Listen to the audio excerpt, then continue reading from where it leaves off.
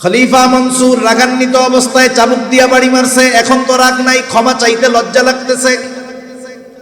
আবার কাজটা কেমন হয়ে গেল এই জন্য আত্ম অনুশোচনায় ভুগতেছে। সে নিজে না গিয়া তার একজন বিশ্বস্ত মানুষকে ইমাম আবু হানিফার কাছে পাঠায়া দিল। এক থলে স্বর্ণ মুদ্রার সাথে দিয়া দিছে। বলতেছে, ইমাম আবু হানিফাকে গিয়ে বলবা যে আমি এই আচরণের জন্য লজ্জিত, ব্যথিত, দুঃখিত এবং আমার পক্ষ থেকে তার কাছে ক্ষমা চায়া নিবা। সাথে সাথে আমার পক্ষ থেকে এই এক থলে স্বর্ণ মুদ্রা তাকে হাদিয়া প্রদান করবা এবং এটাও বলবা আপনি যদি খলিফার দেওয়া এই হাদিয়া গ্রহণ করেন তাহলে খলিফা সুনিশ্চিত হবে যে আপনি তাকে ক্ষমা করে দিয়েছেন। এইবার ওই লোক গেছে ইমাম আবু হানিফার কাছে, যে বলতেছে খলিফা লজ্জিত, তার ওই আচরণের জন্য মাফ চাইছে।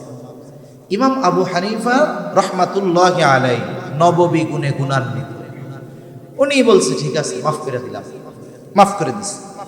এখন ওই যে শর্ত, এক থলে স্বর্ণ মুদ্রা, বলে এটা হাদিয়া দিছে, আপনি নিলেই তবে উনি নিশ্চিত যে আপনি মাফ করছেন। ইমাম আবু হানিফা হাদিয়া গ্রহণে অস্বীকৃতি জ্ঞাপন করলেন। বাস্তবতা হলো হাদিয়ার নামে অনেক কিছুই আমার আপনার কাছে আসতে পারে, হাদিয়া হলেই সেটা গ্রহণ করা যাবে না। আপনি আমি যদি সুনিশ্চিত হই এই লোকটা চুরি কইরা টাকা পয়সা আইনা আমারে হাদিয়া দিতেছে, মোটা অঙ্ক দেখে হাদিয়া গ্রহণ করা যাবে না। আমি তো সুনিশ্চিত এটা চুরির মাল। বলেন তো, চোর চুরি কইরা আইনা যদি হাদিয়া দেয় তাহলে সেটা গ্রহণ করা যাবে নাকি? ইমাম আবু হানিফা হাদিয়া গ্রহণ করেন না, বলে ফেরত নিয়ে যাও, মাফ করে দিস। বলে আপনি হাদিয়াটা গ্রহণ করেন। ইমাম আবু হানিফা এবার জিজ্ঞাসা করে, তোমার খলিফা এত স্বর্ণ মুদ্রা হাদিয়া দিল, পাইল কোথায়? এটা কি ওনার ব্যক্তিগত সম্পদ নাকি? বলে ওনার ব্যক্তিগত সম্পদ কোথায়? উনি এটা রাষ্ট্রীয় কোষাগার থেকে দিয়েছেন। ইমাম আবু হানিফা বললেন না, এটা ফেরত নিয়ে যাও। লোকটা আরো জোরাজুরি করে, বলে আপনি এটা রেখে দেন, আপনি ব্যয় না করেন, অসুবিধা নাই, আপনি অন্যান্য মানুষদেরকে এগুলো দিয়ে দিয়ে আপনার ব্যবহারের দরকার নাই, আপনি দিয়ে দেন। ইমাম আবু হানিফা এবার বলে, তোমার কাছ থেকে এটা রাখবার পর আমি নিজের জন্য ব্যয় করলাম নাকি অন্য কাউকে দিয়ে দিলাম, বিষয়টা এমন হবে না। বরং তোমার খলিফা জানবে, মানুষের কাছে বলবে আমার দেওয়া হাদিয়া ইমাম আবু হানিফা গ্রহণ করেছে। তুমি তো এইটা তাকে ফেরত দিবাই, সাথে গিয়ে বলবা এই যে খেলাফ খলিফার দায়িত্ব পালনার্থে রাষ্ট্রীয় কোষাগার থেকে তাকে যেই সম্মানী ভাতা দেওয়া হয়, এই সম্মানী ভাতার বাইরে একটা টাকা ব্যক্তিগত কাজে ব্যবহার করার অধিকার তার নয়। সে যদি করে তাহলে খেয়ানত করা হবে, সে যদি করে দায়িত্বের খেয়ানত হবে, মানুষের হক নষ্ট হবে। কঠোর ভাষায় কইয়া দিচ্ছে। খলিফা প্রচন্ড রাগান্বিত হয়ে গেছে। এইবার বাহিনী পাঠায় দিছে, আমাকে এত বড় কথা আটকে ফেলো জেলখানায়। ইমাম আবু হানিফাকে জেলখানার মধ্যে আটকিয়ে দেওয়া হলো। ঐতিহাসিকেরা লিখতেছে কত জুলুম, কত অত্যাচার ইমাম আবু হানিফার উপর। চাবুক দিয়ে আঘাত করা হতো আর বলা হতো প্রধান বিচারকের দায়িত্ব যদি নেওয়া হয় ছেড়ে দেওয়া হবে। ইমাম আবু হানিফা জালেমের চাবুকের আঘাত সহ্য করেছেন, তবুও প্রধান বিচারকের দায়িত্ব নেন নাই। ঐতিহাসিকদের থেকে দুইটা মত পাওয়া যায়। একটা হলো যখন তাকে তার অবস্থান থেকে জালেমরা অটল নড়াতে পারে নাই, টলাতে পারে নাই, খাবারের সাথে বিষ প্রয়োগ করে শহীদ করে দেওয়া হলো। আর এক বর্ণনায় আসছে যখন তিনি প্রচন্ড অসুস্থ হয়ে গেছেন, ওনাকে গৃহবন্দী করে ফেলা হলো, বাড়িতে পাঠিয়ে দেওয়া হলো। ওই অবস্থায় ইমাম আবু হানিফা রহমাতুল্লাহি আলাইহি ইন্তেকাল করেন। ওনার শাগরেদ ছাত্ররা জিজ্ঞাসা করতেছে, ওস্তাদ এই দায়িত্ব গ্রহণ করার জন্য কত জুলুম, কত অত্যাচার আপনার উপর, অথচ ওই সময় যদি প্রধান কাজী, প্রধান বিচারকের দায়িত্ব পালন করার পূর্ণ যোগ্যতা সম্পন্ন ব্যক্তি গোটা দুনিয়ার মধ্যে একজন থাকতো, ওই একজন ব্যক্তি হতেন ইমাম আজম আবু হানিফা। দয়াময় আল্লাহ রাব্বুল আলামিনের দরবারে অগণিত শুকর যে মহান মালিক হায়াতে বরকত দিয়ে সুস্থ রেখে সুবিজ্ঞ ওলামা হযরতদের জবান থেকে খুবই গুরুত্বপূর্ণ কথা আপনারা শ্রবণ করতেছিলেন। সেই ধারাবাহিকতায় আপনাদের সাথে কিছু কথা মুযাকারা করবার লক্ষ্যে পবিত্র কোরআনুল কারীমের সূরাতুন নিসার 58 নম্বর আয়াত ও রাসূল আকরাম সাল্লাল্লাহু আলাইহি ওয়াসাল্লামের অগণিত হাদিস থেকে একটা হাদিস পাঠ করেছি। আল্লাহ তাআলার কাছে তৌফিক চাই, আল্লাহ তাআলা অল্প সময়ের মধ্যে কিছু কথা বলার তৌফিক দেন, যে কথাগুলো আমাদের সবার দুনিয়া এবং আখিরাতের জন্য কল্যাণকর হয়। সকলে বলি আমিন। বাকি সব ঠিক আছে।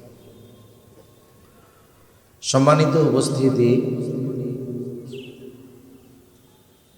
যে আয়াতখানা আপনাদের খেদমতে তিলাওয়াত করা হয়েছে, উক্ত আয়াতের মধ্যে আল্লাহ সুবহানাহু ওয়া তাআলা আমাদেরকে দুটো বিষয়ের নির্দেশ দিয়েছেন। কয়টা বিষয়? দুটো বিষয়। এমন দুইটি বিষয়ের নির্দেশ আল্লাহ তাআলা দিয়েছেন, সাথে সাথে এই দুইটি বিষয়কে খুব সুন্দর ওয়াজ বলে আল্লাহ তাআলা অভিহিত করেছেন। এই দুইটি বিষয় এত গুরুত্বপূর্ণ বিষয়, যদি এই দুইটি বিষয় কোনো ব্যক্তি আমরা পরিপূর্ণভাবে অর্জন করতে পারি, তাহলে বাস্তবে ভালো মানুষে পরিণত হওয়া সম্ভব। যদি কোনো সমাজের মানুষের মধ্যে এই দুইটি গুণ বিদ্যমান থাকে, তাহলে ওই সমাজের মানুষ সৌভাগ্যবান মানুষ। যদি কোনো সম্প্রদায়ের মধ্যে এই দুইটি গুণ পরিপূর্ণভাবে থাকে, তাহলে ওই সম্প্রদায়ের মানুষ সৌভাগ্যবান মানুষ। এই দুইটি গুণ যদি কোনো রাষ্ট্রের রাষ্ট্রপ্রধান শাসকের মধ্যে পরিপূর্ণভাবে থাকে, ওই দেশের মানুষ মোটামুটি দুনিয়ায় থাকতে জান্নাতের আবহাওয়া লাভ করতে পারবে। ইমাম শাফিঈ রাহমাতুল্লাহি আলাইহি বলছেন, এই দুইটা গুণ যেখানেই আছে, যার মধ্যেই আছে, এরাই সৌভাগ্যবান। কিন্তু বাস্তবতা হলো এই দুইটা গুণের অভাব একেবারে নিম্ন পর্যায় থেকে সর্বোচ্চ পর্যায়ে আমাদের সকলের মধ্যে এই দুইটা জিনিসের অভাব আছে। এই আয়াতের একটা শানে নুজুল আছে। আমি সংক্ষিপ্ত মূল কথাগুলো শুধু বলে মূল আয়াতের বিষয়গুলোর দিকে যাব ইনশাআল্লাহ। রাসূল আকরাম সাল্লাল্লাহু আলাইহি ওয়াসাল্লাম হিজরতের আগে কাবা ঘরের চাবি সংরক্ষণের দায়িত্ব ছিল উসমান ইবনে তালহার হাতে। রাসূলুল্লাহ সাল্লাল্লাহু আলাইহি ওয়াসাল্লামের মক্কি জীবন কিভাবে অতিবাহিত হয়েছে মোটামুটি কম বেশি আমাদের সবার জানা আছে। উসমান ইবনে তালহা সোমবার এবং বৃহস্পতিবার এই দুই দিন কাবা ঘর খুলে দিতেন সকলের জন্য। সবাই ওই দিন বাইতুল্লাহর ভিতরে প্রবেশ করতে পারত। সাথে সাথে যদি কারো স্পেশালভাবে যাওয়ার দরকার হতো, ওসমান ইবনে তালহার কাছ থেকে চাবি নিয়ে অথবা তার মাধ্যমে খুলিয়ে এরপরে কাবার ভিতরে প্রবেশ করা লাগতো। হিজরতের পূর্বে রাসূল সাল্লাল্লাহু আলাইহি ওয়াসাল্লাম একদিন কাবা ঘরে ঢোকার ইচ্ছা পোষণ করলেন ভিতরে। ওসমান ইবনে তালহা তখনও তো বেঈমান। রাসূল সাল্লাল্লাহু আলাইহি ওয়াসাল্লামকে সে কাবা ঘরের চাবি দিতে অথবা দরজা খুলে দিতে অস্বীকৃতি জ্ঞাপন করল। সাথে সাথে খুব তুচ্ছ তাচ্ছিল্য তিরস্কার করতেছিল নবীকে সে। হযরত আলী রাদিয়াল্লাহু তাআলা আনহু এটা দেখলেন, ভালো লাগে নাই। ওসমান ইবনে তালহার হাত থেকে চাবি কেড়ে নিয়ে দরজা খুলে দিলেন। রাসূল সাল্লাল্লাহু আলাইহি ওয়াসাল্লাম ভেতরে ঢুকলেন। সাথে সাথে তালহাকে বললেন, তালহা, এই চাবি একদিন আমার দায়িত্বে থাকবে। এই চাবি একদিন আমার দায়িত্বে থাকবে, আমার কাছেই থাকবে এই চাবি। সেই দিন এটার পরিপূর্ণ ব্যবহারের ক্ষমতা অধিকার আমার হাতেই থাকবে। ওসমান ইবনে তালহা বলতেছেন যে যখন তিনি এই কথাটা আমাকে বললেন, তার কথাটা আমার কর্ণকুহরে প্রবেশ করেছে। শুধু তাই নয়, একেবারে তার কথাটা আমার হৃদয়ের গভীরে পৌঁছে গেছে। আমার মধ্যে চিন্তা ঢুকছে যে মুহাম্মদ যেহেতু এই কথা বলছে, এটা বাস্তবে পরিণত হবে। রাসূল সাল্লাল্লাহু আলাইহি ওয়াসাল্লাম হিজরত করে চলে গেছেন মদিনায়।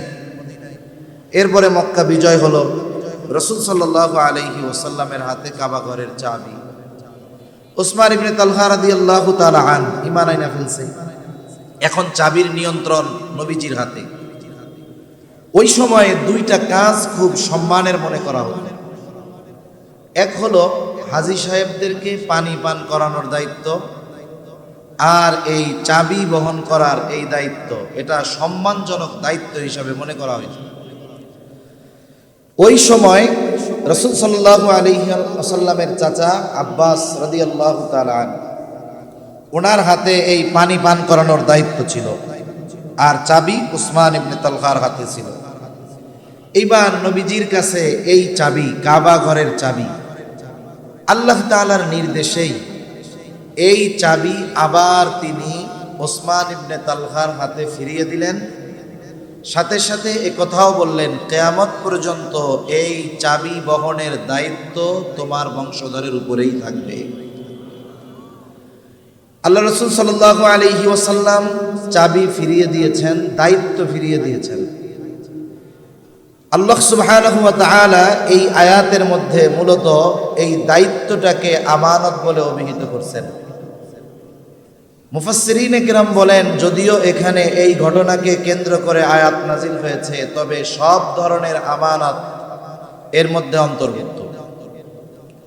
আর সাধারণত আমানতদারিতার ক্ষেত্রে আমরা যেটা মনে করি যে লেনদেনের ক্ষেত্রে যেই আমানতদারিতা, একজন আমার কাছে কিছু সম্পদ রাখলো, আমি যথাসময়ে তাকে তার সম্পদ ফিরিয়ে দিলাম, আমি নিজেকে নিজে বড় আমানতদার মনে করি, আবার যে যারটা ফিরিয়ে দিয়েছি সেও মনে করে হুজুর অনেক বড় আমানতদার।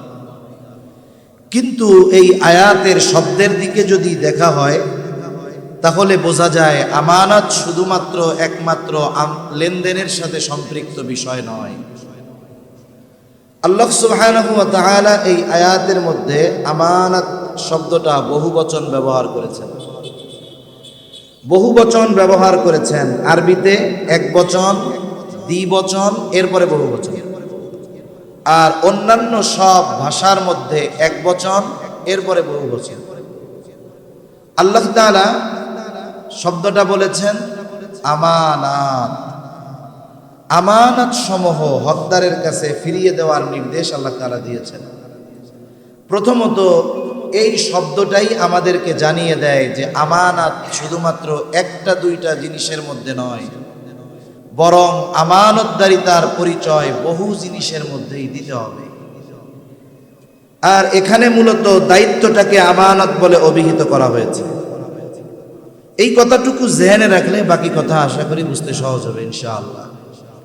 তা আল্লাহ তাআলা কি আদেশ দিচ্ছেন? আল্লাহ তাআলা বলেন, ইন্নাল্লাহা ইয়া'মুরুকুম আন তু'আদ্দুল আমানাতি ইলা আহলিহা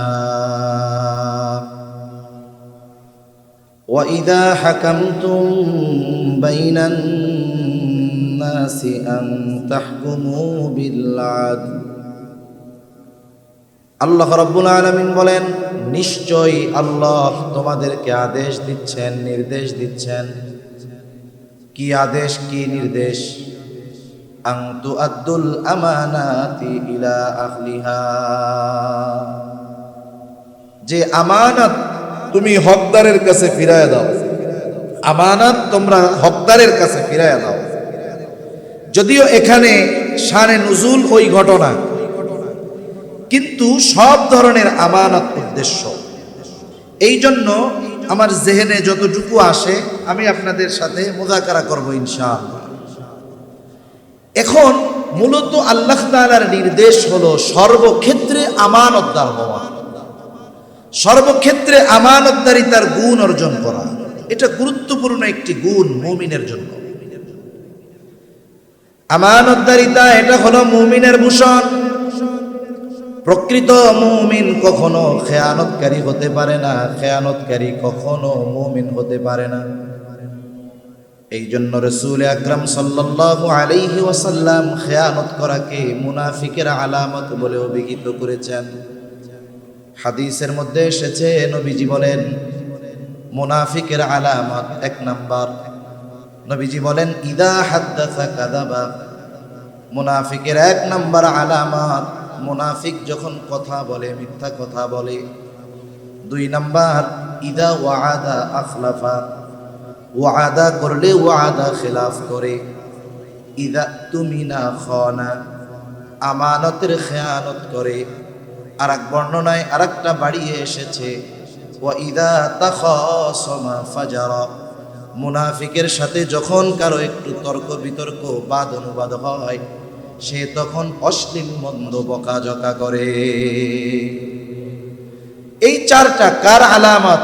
জবান খুলে বলেন তো, আরেকটু জোরে বলেন না, কার? মুনাফিক। কিন্তু এই আলামতগুলো আমরা নামাজি হাজি এই ধরনের তাহাজ্জুদ গুজারির মধ্যেও একটা না, এই চারটাই পাওয়া যায়, ঠিক কিনা বলেন? প্রথমত আমাদের উচিত, যদি এই ভাইরাস আমাদের কারো মধ্যে থাকে, এগুলো বের করে ফেলা। কারণ মুনাফিকের আলামত যদি কারো মধ্যে পরিপূর্ণ বিস্তার লাভ করতে পারে, বুজুর্গানে দিন বলেন, তাহলে এই মুনাফিকের আলামত তার ঈমান ধ্বংসের কারণ হয়ে যেতে পারে। ক্যান্সার একটা জীবাণু। সাধারণত অধিকাংশ সময় ক্যান্সারের আলামত প্রকাশ পায় তখন সুস্থ হওয়ার উপায় থাকে না যখন। এই যে আপনাদের এলাকার নোয়াখালী তো বাড়ি আমাদের এনামুল হাসান ভাই, আল্লামা জুনাইদ বাবুনগরী রহমাতুল্লাহ আলাইহির খাদেম, কি পরিমাণ অসুস্থ। উনি যে এত জটিল ব্যাধিতে আক্রান্ত, এটা উনি যখন ইন্ডিয়ায় গেছে তখনও জানা যায় না। দেশের উলামায়ে কেরাম, সাধারণ মানুষ যারা মহব্বত করে, আমরাও চেষ্টা করতেছি ভাইয়ের জন্য কিছু করার, আল্লাহ যেন তৌফিক দেয়। প্রায় 40-50 লক্ষ টাকার কাছাকাছি মনে হয় প্রায় খরচ হয়ে গেছে, এরপরেও ফলাফল আশানুরূপ হয় নাই। ডাক্তার প্রায় আরো 40 লক্ষ টাকার বাজেট দিয়েছে, এরপরে তাতে হবে কিনা আল্লাহ তাআলা ভালো জানে। অথচ দিব্যি সুস্থ মানুষ, কিন্তু ভেতরে সব শেষ। তা ক্যান্সারের আলামত এটা প্রকাশ পায় তখন, বলে যখন সুস্থ হওয়ার উপায় থাকে না। কিন্তু কেউ যদি ক্যান্সারের জীবাণুতে আক্রান্ত হয়ে মারা যায়, তাকে আল্লাহ জিজ্ঞাসা করবে না কেন ক্যান্সার রোগে আক্রান্ত হয়ে মরছে। কিন্তু মুনাফিকের আলামত এটা যদি আমাদের মধ্যে বিস্তার লাভ করতে পারে, জীবন ধ্বংস করবে না, তবে ঈমান ধ্বংস করে দিতে পারে। এজন্য মুনাফিকের আলামত যদি আমাদের মধ্যে বিদ্যমান থাকে, আমরা বাহির করে ফেলব। মুনাফিকের আলামত গুলার মধ্যে অন্যতম আলামত হলো আমানতের খেয়ানত করা।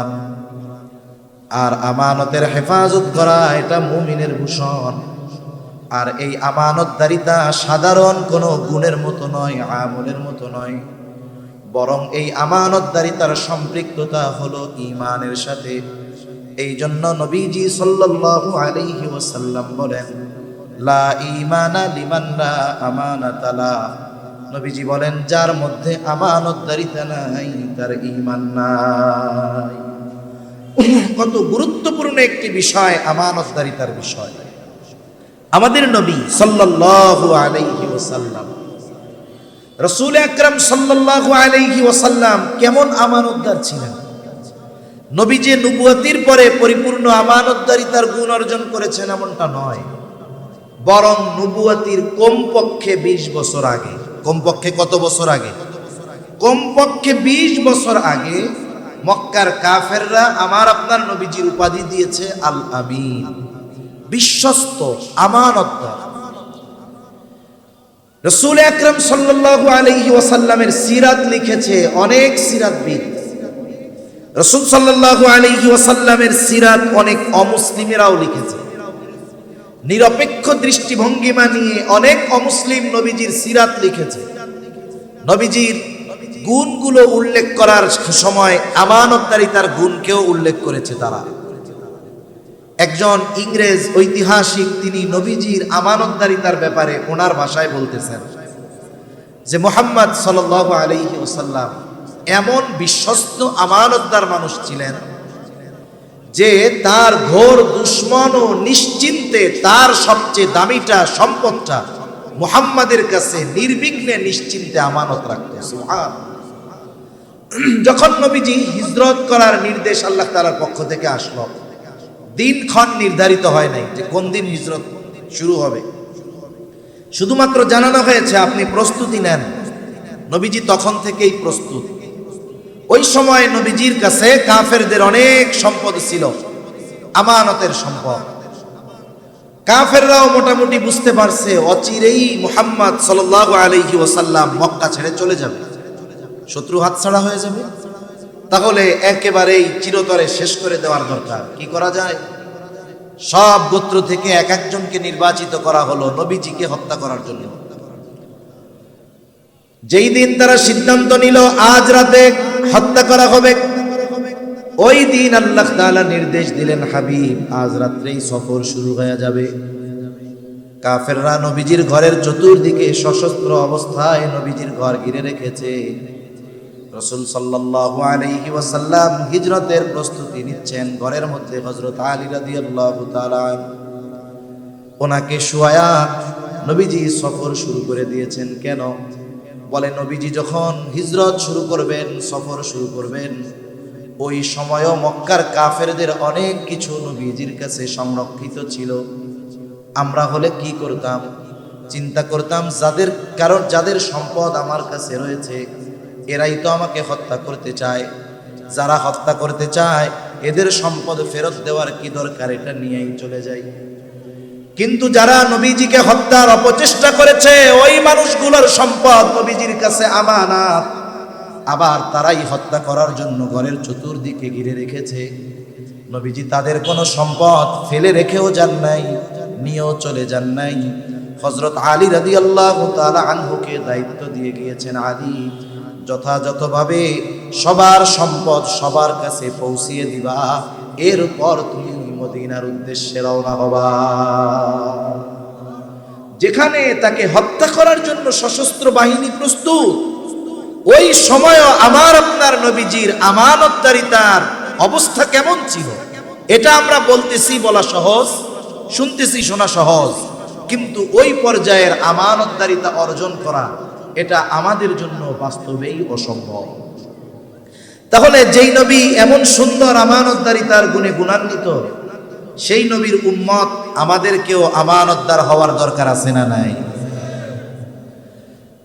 আমানত কিসের কিসের মধ্যে হয়? এক নাম্বার লেনদেনের মধ্যে হয় আমানতদারিতা। যেহেতু সচরাচর সাধারণত এই বিষয়টা নিয়ে আলোচনা হয়, আমি আর এই বিষয় নিয়ে লম্বা আলোচনা করব না। আমানত হোক আর জামানত হোক, এক কথায় আমার আপনার কাছে কারো হক যদি থাকে, যিনি হক প্রাপ্ত তার মনে যদি নাও থাকে, তিনি যদি ভুলেও যান, আল্লাহ তাআলার নির্দেশ হলো আমাকে নিজ দায়িত্বে তার হক তার কাছে ফিরিয়ে দেওয়া। অনেক সময় অনেকে চালাকিও করে, মনে করেন দোকান থেকে বাকি খাইছে, বাকি খাইলো 500 টাকা বাকি, উনি তো একজন, কিন্তু দোকানদারের কাছে তো মানুষ যায় শত শত। 500 টাকা বাকি নিয়ে বলছে যে ভাই খাতায় লেখা রাখেন, দিয়া দিব মনে 1 সপ্তাহ পরে। ব্যস্ততায় দোকানদারের খাতার মধ্যে লিখতে মনে নাই, উনি ভুলে গেছে। ব্যস্ততায় ভুলেও গেছে যে ওনার কাছে উনি টাকা পাইতেন, 1 সপ্তাহ পর টাকা দিতে গেছে। এখন বলে দেখেন তো খাতায় আমার নামে 500 টাকা আছে নাকি, বাকিটা কি আছে নাকি? দোকানদার খাতার আদ্যপান্ত A to Z শুরু থেকে শেষ সব পাতা উল্টায় দেখে ওনার নামের কোনো গন্ধই নেই। তার মানে দোকানদার বলে না ভাই আপনার নামে তো টাকা পয়সা কিছু নাই। আরে পাশ দিয়ে ও নিশ্চিত 500 টাকা তো পায়, আর দোকানদার বলতেছে না ভাই টাকা পয়সা লেখা নাই। এইবার শয়তান আইসা ওরে ওয়াসওয়াসা দিবে, দেখ যে পায় তারই মনে নাই, তাইলে তুইও মনে হয় ভুল করতেছিস। যে পায় তারই মনে নাই, পাওনাদার কি ভুলা যায়? তাহলে এটা আর ফেরত দেওয়ার দরকার নাই, মনে হয় পায় না। এইরকম চিন্তার কোনো সুযোগ নাই। যার হক তার যদি মনেও না থাকে, ভুলেও যদি যায়, আল্লাহর নির্দেশ আমাকে নিজ দায়িত্বে তার হক তার কাছে ফিরিয়ে দিতে হবে। সেটা আমানতের বস্তু হোক, সাধারণ কোনো বিষয় হোক, ফেরত দিতে হবে। আল্লাহ তাআলা আমাদের লেনদেনের ক্ষেত্রে সচ্ছলতা অর্জন করার, স্বচ্ছতা অর্জনের তৌফিক দান করেন বলি আমিন। তাহলে 1 নাম্বার আমানত হয় লেনদেনের মধ্যে, 2 নাম্বার কথাও আমানত হয়। রাসূল আকরাম সাল্লাল্লাহু আলাইহি ওয়াসাল্লাম বলেন, ইদা হাদাসার রাজুলু সুম্মা ইলতাফাতা ফাহিয়া আমানাতুন। নবীজি সাল্লাল্লাহু আলাইহি ওয়াসাল্লাম বলেন, যখন কোনো মানুষ কথা বলে আর এদিকে সেদিকে তাকায়, ফাহিয়া আমানাতুন, এদিকে সেদিকে তাকিয়ে যেই কথাটা আমার আপনার কাছে কেউ বলল, কিছু বলা লাগবে না, ওই কথাটা অটোমেটিক আমানত হয়ে যায়। একটা মানুষ কেন ডানে বামে তাকায়? সে দেখে যে আমাকে কেউ দেখে কিনা, দেখে যে আমার কথা কেউ শ্রবণ করতে পারবে কিনা। এইবার ডানে বামে তাকিয়ে আমার আপনার কাছে যেই কথাটা বলবে, এই কথাটা আমার আপনার কাছে আমানত। আমাদের অবস্থা পুরো ব্যতিক্রম। কেউ যদি কোনো গোপন কথা বলার পরে আমারই বলে যে হুজুর আপনার কাছে বললাম, হুজুর মান সম্মানের বিষয়, আপনি আর কারো কাছে বললেন না। কারণ মানুষ অনেক সময় তার এমন কিছু ব্যথা কষ্ট বিষয় থাকে যেটা সে আশেপাশের কারো কাছে বলতে পারে না। লাস্টে গিয়ে কার কাছে বলে? হুজুরের কাছে বলে। কারণ মানুষের কাছে বললে, মানুষ জানলে সে সমাজে লজ্জিত হবে, অপমানিত হবে। কথার কথা মনে করেন, মনে করেন একজন পুরুষকে তার বউ জুলুম করে। নারী নির্যাতন দেখা যায়, পুরুষ নির্যাতন দেখা যায় না।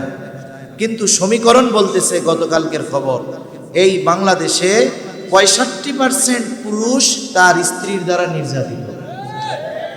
নারী নির্যাতনের পক্ষে কথা বলার বহু লোক আছে, বেটাও আছে, কিন্তু পুরুষ নির্যাতনের পক্ষে কথা বলার মতো মহিলা তো নাই, বলে পুরুষও সমাজে নেই।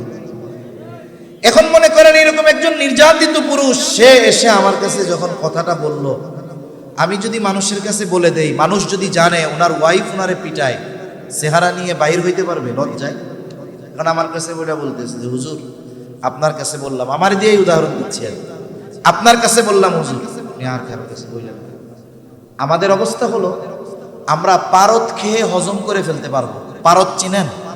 ছোটবেলায় আমি হকারদেরকে আমরা দেখতাম, মাদ্রাসা থেকে বাসায় যাওয়ার সময় দেখতাম যে পারদ বিক্রি করে। এখন ওই পারদ মানুষ হজম করতে পারে না, যদি খায় একবারে প্রস্রাবের সাথে হুবহু পারদটা বের হয়ে যায়।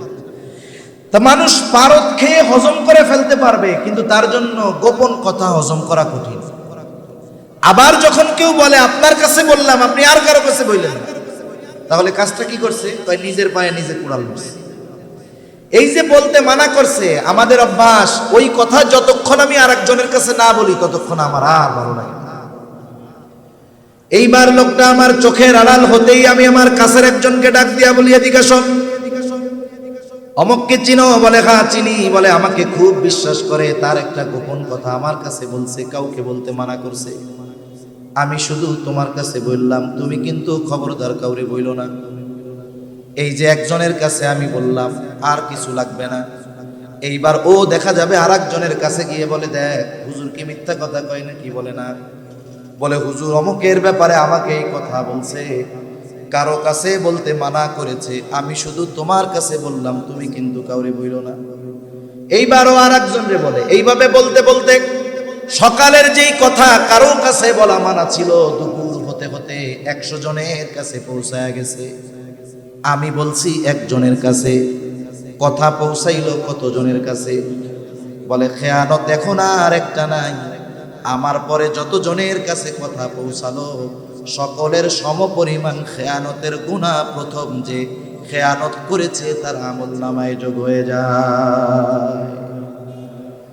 কারণ রাসূলুল্লাহ সাল্লাল্লাহু আলাইহি ওয়াসাল্লাম বলেন, যখন কারো দ্বারা কোনো ভালো কাজের সূচনা হয়, ওই ভালো কাজ যতজন আমল করে সকলের আমলের সওয়াব তার আমলনামায় যোগ হয়ে যায়। আবার যখন কারো দ্বারা কোনো মন্দ কাজের সূচনা হয়, ওই মন্দ কাজ যতদিন চলে, যতজন করে সকলের মন্দ কাজের সমপরিমাণ গুনাহ তার আমলনামায় যোগ হয়ে যায়।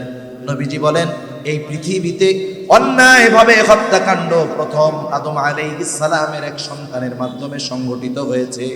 এই জন্য কিয়ামত পর্যন্ত অন্যায়ভাবে যত হত্যাকাণ্ড সংগঠিত হবে, সকল হত্যাকাণ্ডের গুনাহ আদম আলাইহিস সালামের ওই প্রথম হত্যাকারী সন্তানের আমলনামায় যোগ হয়ে যাবে।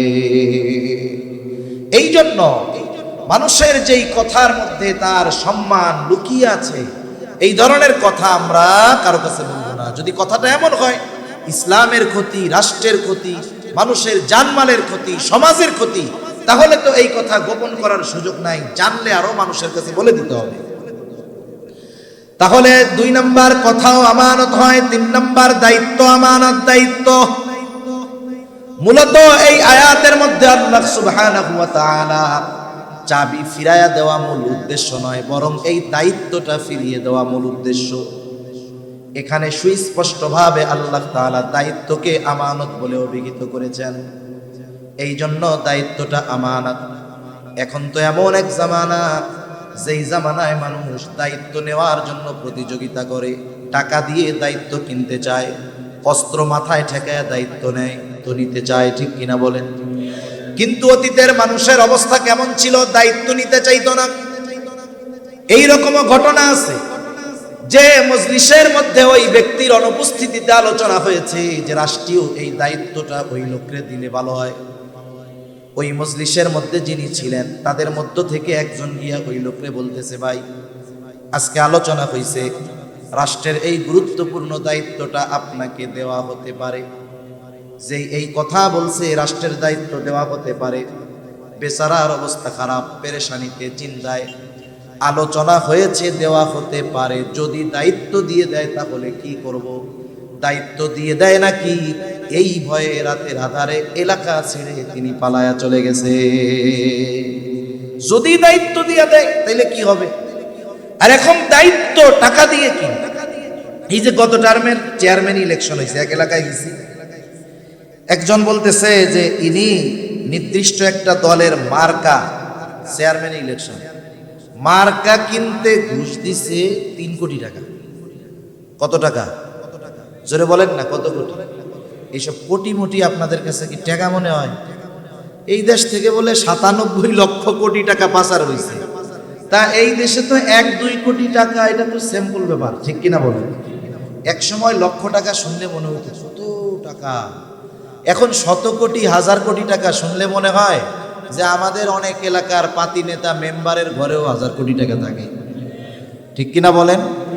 আল্লাহু আকবার। দেশটা কেমনে চুষে খেয়েছে জালেমরা। আল্লাহ হেদায়েত দিক, প্রত্যেককে তার কর্মের পূর্ণ প্রতিদান আল্লাহ দান করুন, সকলে বলি আমিন। তা 3 কোটি টাকা দিয়ে উনি মার্কা কিনছে। এবার উনি একটা তো অবশ্যই পোস্টার বানাইছে। পোস্টারের মধ্যে কি লেখা আছে? এত নং ইউনিয়ন পরিষদে আসন্ন, এত নং ইউনিয়ন পরিষদের চেয়ারম্যানি নির্বাচনে অমক বাইকে তমক মার্কায় ভোট দিয়ে জনগণের সেবা করার সুযোগ করে দিন। এটাই তো লেখা থাকে, আসন্ন ইউনিয়ন পরিষদ নির্বাচনে অমক মার্কায় ভোট দিয়ে চেয়ারম্যান পদপ্রার্থী অমক বাইকে জনগণের সেবা করার সুযোগ করে দেন। এখন বলেন তো, যেই লোকটা 3 কোটি টাকা দিয়ে মার্কা কিনতে পারে, জনগণের সেবা করতে ওর কি চেয়ারম্যান হওয়া লাগবে? কোনো দায়িত্ব নেওয়া লাগবে? ওর তো কোনো চেয়ারম্যান মেম্বার কিছু হওয়ার দরকার নাই, আল্লাহ টাকা দিছে, এমনিই মানুষের খেদমত করতে পারবে। তার মানে বোঝা গেল দায়িত্বের একটা মজা আছে। ইনি এই যে ঘুষ দিয়ে দায়িত্ব নিচ্ছেন বা অবৈধভাবে দায়িত্ব গ্রহণ করতেছেন, ইমাম আজম আবু হানিফা রহমাতুল্লাহি আলাইহি, ইমাম আজম আবু হানিফা রহমাতুল্লাহি আলাইহিকে খলিফা মনসুর বলছে যে প্রধান বিচারকের আসন খালি, আপনি প্রধান বিচারপতির দায়িত্ব আপনাকে দেওয়া হলো। এক জায়গা দেখা হয়েছে, একেবারে মানুষের সামনে ওপেনে প্রস্তাব দিয়েছে। ইমাম আবু হানিফা রহমাতুল্লাহি আলাইহি সাথে সাথেই বলতেছে, অপারগতা প্রকাশ করছে, এই দায়িত্ব আমি নিতে রাজি নাই। দায়িত্ব দিছে কে? খলিফা, সবার সামনে। আর উনি সবার সামনেই বলতেছে এ দায়িত্ব আমি নিব না। খলিফার আত্মমর্যাদায় লাগছে, আমি বলছি দায়িত্ব নিতে, আমার মুখের উপরে আমার প্রস্তাব ফিরাইয়া দিল। রাগ উঠে গেছে, কারণ মানুষ চেয়ারে বসলে মানুষের মেজাজের পরিবর্তন হয়। পুলিশ যখন ঘরে থাকে বউর সাথে চোখ উঠায় কথা কয় না, কিন্তু যখন খালি ওর ইউনিফর্ম পরে, বাবা আগুন বাইর হয় শরীর দিয়া। ইউনিফর্মের একটা প্রভাব আছে, পোশাকের প্রভাব আছে, পদ পদবীরও প্রভাব আছে। চিন্তা করছে আমি খলিফা, আমার প্রস্তাব ফিরাইয়া দিছে, হাতে সব সময় চাবুক থাকে, লাঠি থাকে, চাবুক দিয়া ইমাম আবু হানিফার গায়ে বাড়ি একটা মেরে দিয়েছে জোরে, রাগে। মোল্লা মানুষ আর কি বলবে, কিছু কয় নাই, গেছে গা, সেও রাজদরবারে চলে গেছে। খলিফা মনসুরের চাচা জানতে পেরেছে মনসুর এই কর্ম করেছে। খলিফা মনসুরকে চাচা বলতেছে, মনসুর কাজটা কিন্তু ভালো করো নাই, ইমাম আবু হানিফার কাছে ক্ষমা চাও, কাজটা ভালো করো নাই। চাবুক দিয়ে আঘাত যখন করেছে তখন ছিল রাগান্বিত অবস্থায়, এখন তো রাগ নাই, এখন ক্ষমা চাইতে যাবে লজ্জা লাগতেছে, কিন্তু চাবুক দিয়া বাড়ি যখন মারছিল তখন ছিল রাগ। এখান থেকে আমাদের জীবনের মূলনীতি গ্রহণ করতে হবে। একটা বিষয় মনে রাখবো, রাগান্বিত অবস্থায় কখনো চূড়ান্ত সিদ্ধান্তে আমরা যাব না। রাগান্বিত অবস্থার সিদ্ধান্ত অধিকাংশ সময় পরবর্তী হায়াত আফসোস করার কারণ হয়। আমাদের গ্রাম অঞ্চলে বেশি হয়, অনেক জায়গায় খোঁজ পাওয়া যায় যে স্বামী স্ত্রী দ্বন্দ্ব কইরা দুইজনের মধ্যে তালাক দেওয়া দিয়ে হয়ে গেছে। তুচ্ছ বিষয়কে কেন্দ্র করে বড় ঝগড়া হয়, এক সময় দুজনের মধ্যে বিবাহ বিচ্ছেদ হয়ে যায়। এখন স্বামী 3 তালাক দিয়ে দিছে।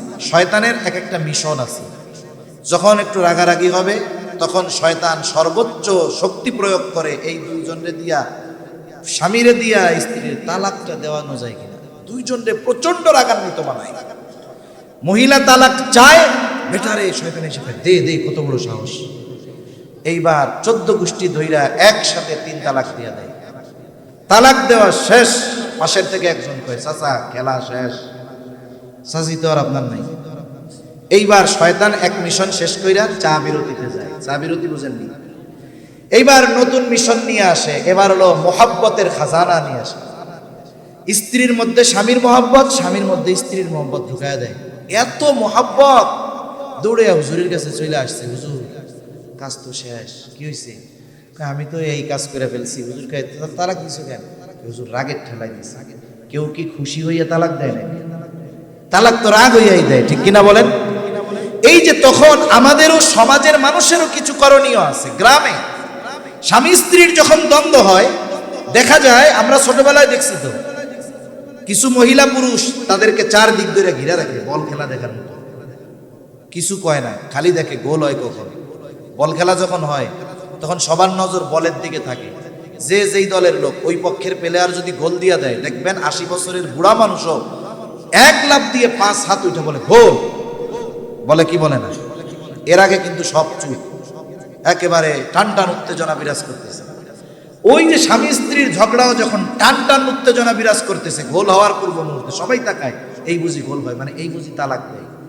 এখন বলেন, এই গোল দেখার আশায় না থেকে মহিলারা যদি মহিলাকে টাইনা ওই পুরুষের চোখের আড়ালে নিয়ে যাইত, পুরুষরা যদি পুরুষকে ধরে চোখের আড়ালে নিয়ে যাইত, দুজন যখন দুজনের সামনে থেকে সরত, আশা করা যায় রাগটা কমতো, বিবাহ বিচ্ছেদের মতো ঘটনাটা ঘটত না।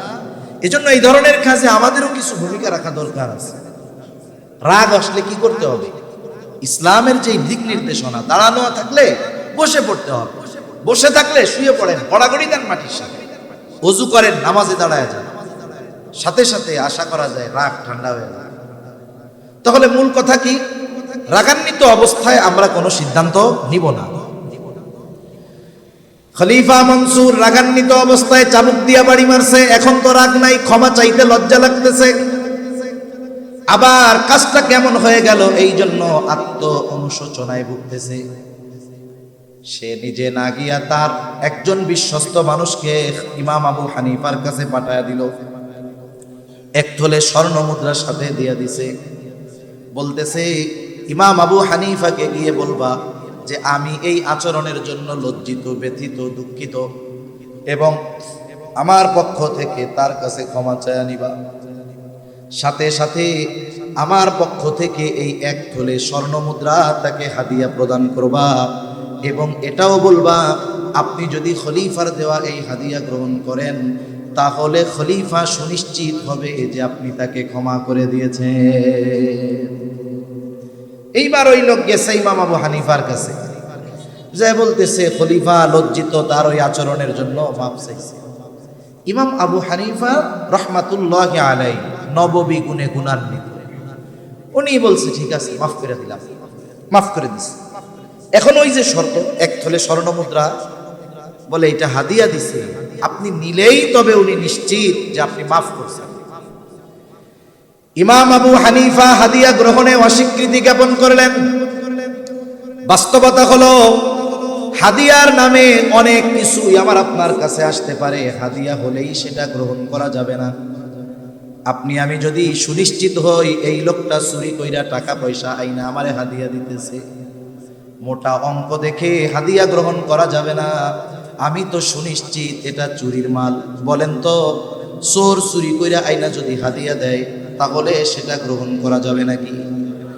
ইমাম আবু হানিফা হাদিয়া গ্রহণ করেন না, বলে ফেরত নিয়ে যাও, মাফ করে দিস। বলে আপনি হাদিয়াটা গ্রহণ করেন। ইমাম আবু হানিফা এবার জিজ্ঞাসা করে, তোমার খলিফা এত স্বর্ণ মুদ্রা হাদিয়া দিল, পাইল কোথায়? এটা কি ওনার ব্যক্তিগত সম্পদ নাকি? বলে ওনার ব্যক্তিগত সম্পদ কোথায়? উনি এটা রাষ্ট্রীয় কোষাগার থেকে দিয়েছেন। ইমাম আবু হানিফা বললেন না, এটা ফেরত নিয়ে যাও।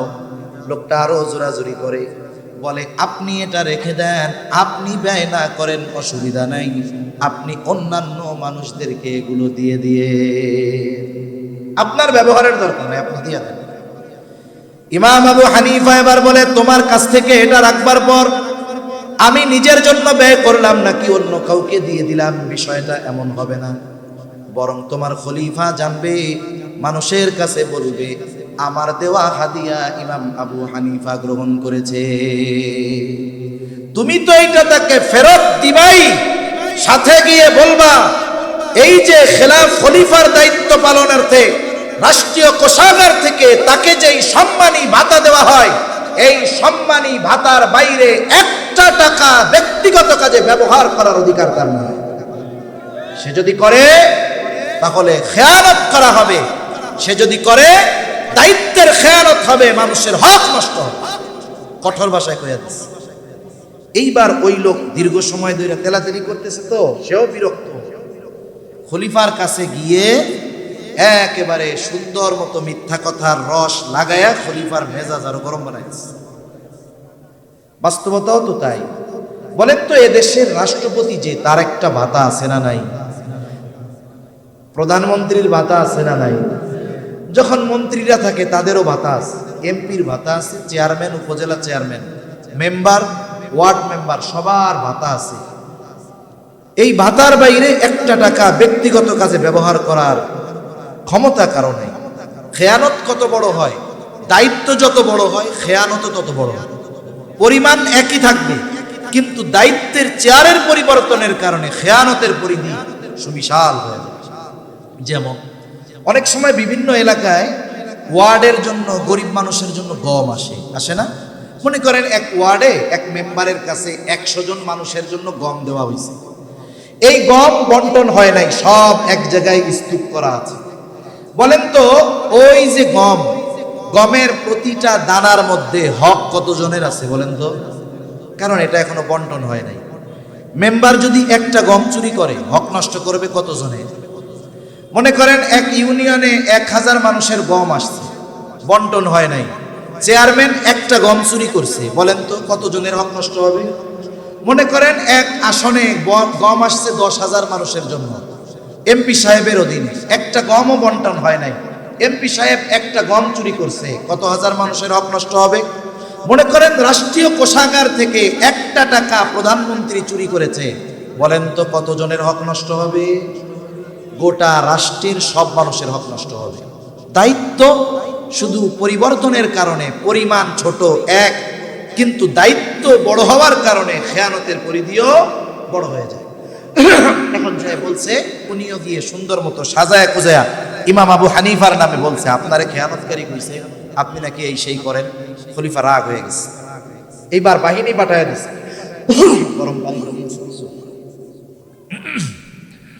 খলিফা প্রচন্ড রাগান্বিত হয়ে গেছে।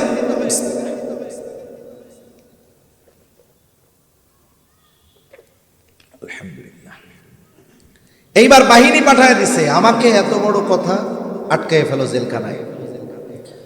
ইমাম আবু হানিফাকে জেলখানার মধ্যে আটকিয়ে দেওয়া হলো।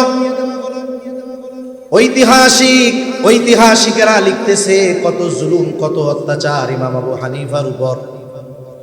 চাবুক দিয়ে আঘাত করা হতো আর বলা হতো প্রধান বিচারকের দায়িত্ব যদি নেওয়া হয় ছেড়ে দেওয়া হবে।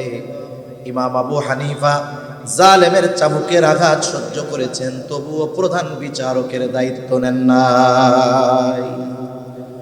ঐতিহাসিকদের থেকে দুইটা মত পাওয়া যায়। একটা হলো যখন তাকে তার অবস্থান থেকে জালেমরা অটল নড়াতে পারে নাই, টলাতে পারে নাই, খাবারের সাথে বিষ প্রয়োগ করে শহীদ করে দেওয়া হলো। আর এক বর্ণনায় আসছে যখন তিনি প্রচন্ড অসুস্থ হয়ে গেছেন, ওনাকে গৃহবন্দী করে ফেলা হলো, বাড়িতে পাঠিয়ে দেওয়া হলো। ওই অবস্থায় ইমাম আবু হানিফা রহমাতুল্লাহি আলাইহি ইন্তেকাল করেন। ওনার শাগরেদ ছাত্ররা জিজ্ঞাসা করতেছে, ওস্তাদ এই দায়িত্ব গ্রহণ করার জন্য কত জুলুম, কত অত্যাচার আপনার উপর, অথচ ওই সময় যদি প্রধান কাজী, প্রধান বিচারকের দায়িত্ব পালন করার পূর্ণ যোগ্যতা সম্পন্ন ব্যক্তি গোটা দুনিয়ার মধ্যে একজন থাকতো, ওই একজন ব্যক্তি হতেন ইমাম আজম আবু হানিফা। এত জুলুম অত্যাচার সহ্য করেছেন, তবুও আপনি দায়িত্ব নিলেন না, কারণ কি? আবু দাউদের বর্ণনা, নবীজি সাল্লাল্লাহু আলাইহি ওয়াসাল্লাম বলেন, তোমাদের কাউকে যখন কোনো সরকারি বা রাষ্ট্রীয় দায়িত্ব দেওয়া হয়, কেউ যদি ওই দায়িত্বের সুচ পরিমাণ খেয়ানত করে, সুচ পরিমাণ, নবীজি বলেন ওই ব্যক্তি কিয়ামতের দিন খেয়ানতের বোঝা নিয়ে আল্লাহ তাআলার সামনে হাজির হবে। সুচ পরিমাণ খেয়ানত করলে যদি খেয়ানতের বোঝা নিয়ে আল্লাহর সামনে উপস্থিত হতে হয়, ইমাম আবু হানিফা রাহমাতুল্লাহি আলাইহি বলেন যেই দায়িত্ব আমি নেই নাই, ওই দায়িত্বের ব্যাপারে আল্লাহ তাআলা আমাকে জিজ্ঞাসাও করবেন না। কিন্তু দায়িত্ব নেওয়ার পরে যদি দায়িত্বের কোনো ত্রুটি হয়ে যায়, কিয়ামতের দিন আল্লাহ তাআলার সামনে আমাকে জবাবদিহিতার কাঠগড়ায় দাঁড়ানো লাগবে। এই ভয়ে ইমাম আবু হানিফা চাবুকের আঘাত সহ্য করেছেন, তবুও দায়িত্ব নেন। কিন্তু আমরা এখন দায়িত্ব নেওয়ার প্রতিযোগিতা করি। দায়িত্ব সরকারি হোক, বেসরকারি হোক, বড় হোক আর ছোট হোক, প্রত্যেকটা দায়িত্ব আমাদের উপরে আমানত।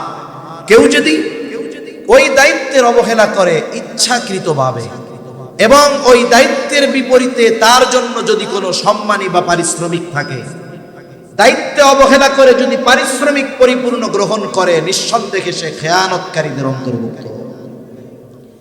এজন্য দায়িত্ব আমানত। 4 নাম্বার, সময়ও কিন্তু আমানত হয়। আপনি অফিসে চাকরি করেন, 8টা থেকে বিকাল 4টা ডিউটি, 1 ঘন্টা নামাজ খাওয়ার বিরতি, বাকি 7 ঘন্টা সময় কিন্তু আমার আপনার না, এটা আমার আপনার কাছে আমানত। ইচ্ছাকৃতভাবে এই সময়গুলো নিজের কাজে ব্যয় করার কোনো সুযোগ নেই। যদি কেউ ইচ্ছাকৃতভাবে করে, নিঃসন্দেহে সে সময়ের খেয়ানতকারী হবে। মাজহার নানুতুবি রহমাতুল্লাহি আলাইহি, যার নামে মাজাহিরুল উলুম সাহারানপুর মাদ্রাসা, এই মাজহার নানুতুবি রহমাতুল্লাহি আলাইহি এক মাদ্রাসায় খেদমত করতেন। মাস শেষে সময় হিসাব করে তিনি ওজিফা গ্রহণ করতেন। একদিন ক্লাসের সময়ে এক ব্যক্তির সাথে কিছু সময় উনি ওনার ব্যক্তিগত আলাপ আলোচনা করেছেন। ডায়েরির মধ্যে লিখে রাখছে, নোটের মধ্যে, অমুক দিন অমুক ক্লাসে এই কয় মিনিট আমি আমার নিজের কাজে ব্যয় করছি। 1000 বছর আগের মানুষের কথা বলতেছি না, নিকট অতীতের মানুষ। এইবার ওনাকে অফিস থেকে ওজিফা দেওয়া হলো, উনি সময় হিসাব করে ওই পরিমাণ সময়ের টাকা অফিসে ফেরত দিয়ে দিলেন। জিজ্ঞাসা করা হয়, হযরত এটা কি বেশি গেছে নাকি? বলে না, বেশি যায় নাই, তবে ফেরত দেওয়ার কারণ কি? তিনি বলতেছেন অমুক দিন অমুক ক্লাসে এই কয় মিনিট সময় আমি আমার নিজের কাজে ব্যয় করেছিলাম। যেই সময়টা আমি নিজের কাজে ব্যয় করেছি, ওই সময়ের বিপরীতে যেই ওজিফা, সেটা আমার জন্য গ্রহণ করা উচিত হবে না। এজন্য সময়ের আমানত আমরা হেফাজত করব। তারপরে এই জাত আল্লাহ তাআলার পক্ষ থেকে আমানত, মাল সম্পদ আমানত, জান মাল আল্লাহ তাআলার সাথে আমাদের কেনা বেচা হয়ে গেছে। মূল মালিক কিন্তু আমরা না, জানমালের মালিক কে? জোরে বলেন নাকি? আমরা কিসের মালিক? জান্নাতের মালিক। কিসের মালিক? জান্নাতের মালিক। আল্লাহ তাআলা বলেন, ইন্নাল্লাহা আশতারা মিনাল মুমিনিন মুজাহিদিনা আনফুসাহুম ওয়া আমওয়ালাহুম বিআন্না লাহুমুল জান্নাহ। আল্লাহ তাআলা বলেন, নিশ্চয়ই তিনি মুমিনের জান এবং মালকে জান্নাতের বিনিময়ে কিনে নিয়েছেন। তার মানে কেনা বেচা হয়ে গেছে।